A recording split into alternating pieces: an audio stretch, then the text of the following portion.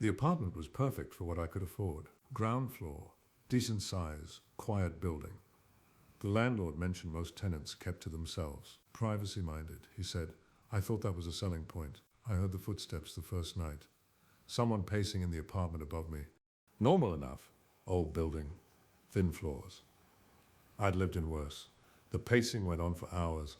Steady and rhythmic. Then stopped at exactly 3 a.m. The next morning, I walked to the kitchen to make coffee. Above me, footsteps followed. Step for step. I stopped.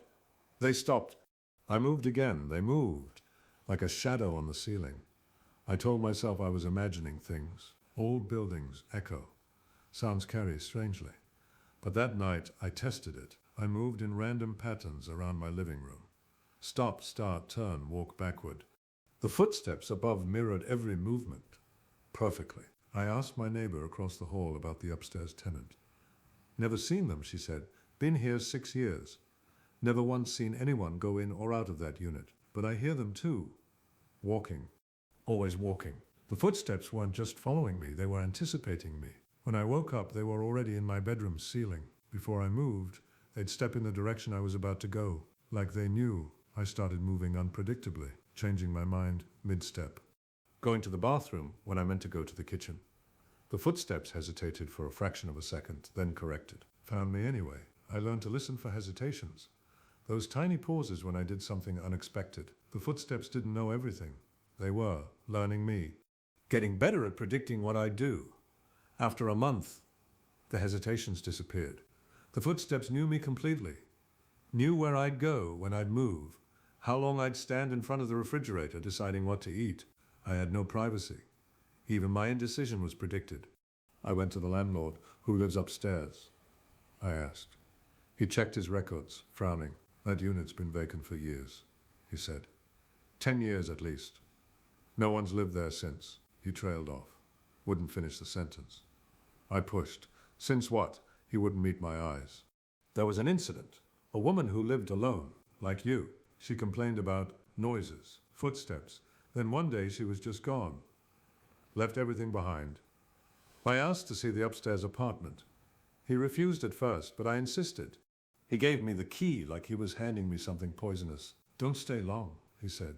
Some places don't like visitors. I climbed the stairs that evening. The building was silent. No footsteps above me now. I was the one above. The upstairs unit looked exactly like mine. Same layout, same windows. But everything was covered in dust, thick undisturbed dust. Scared, the floor was clean in one spot. A path worn through the dust. It traced the exact route I walked every day in my apartment.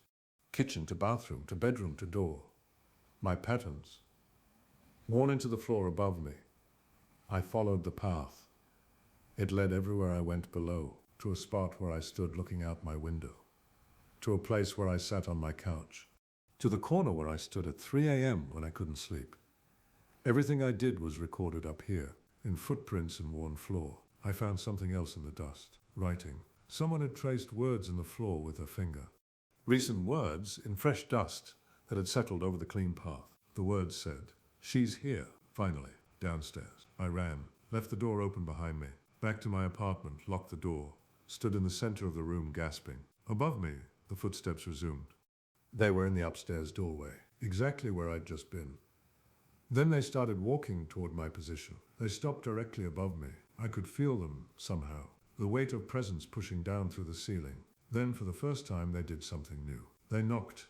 3 slow knocks on the floor. My ceiling. I didn't answer. Couldn't answer. The knocking came again. And again. Patient. Persistent. Then a voice muffled through the floor. A woman's voice. "I know you're there. I've been waiting so long. Please, let me in." Surprised, let her in. She was upstairs. I was downstairs. What did that even mean? But I understood somehow. She wanted to come down, to be where I was, to stop being the one who follows and become the one who leads. I moved out that weekend. Didn't give notice. Just packed what I could carry and left. The landlord didn't seem surprised. He didn't ask questions. Just took my keys and looked at me with something like pity or recognition. I have a house now. One story. No one above me, no one below. The footsteps stopped when I left, but sometimes, late at night, I catch myself listening for them. waiting for the sound of someone walking in sync with my movements. The landlord emailed me last month. A new tenant moved into my old apartment. A woman living alone. She's already started complaining about footsteps upstairs.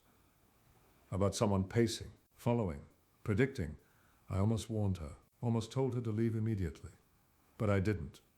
Because somewhere in the back of my mind, I wonder if that would change anything. The footsteps were always upstairs, always waiting, always learning the person below.